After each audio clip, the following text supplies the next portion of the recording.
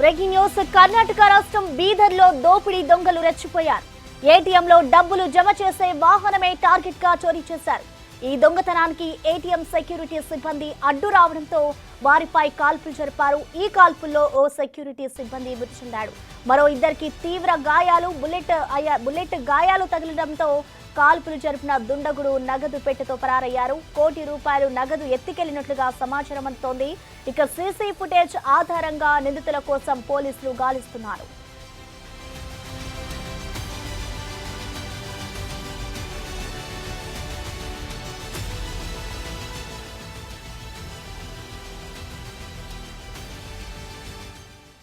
కర్ణాటక రాష్ట్రం బీదర్లో అయితే ఇటు దోపిడీ దొంగలు రెచ్చిపోయారని చెప్పాలి. ఏటీఎంలో డబ్బులు జమ చేసే వాహనమే టార్గెట్ గా చోరీ చేస్తారు దుండగులు. ఈ దొంగతనానికి ఏటీఎం సెక్యూరిటీ సిబ్బంది కూడా ఇటు అడ్డు రావడంతో వారు వెంటనే ఆయనపై బుల్లెట్ల కాల్పులు జరిపారు. ఈ కాల్పులో ఒక వ్యక్తి మృతి చెందినట్లుగా కూడా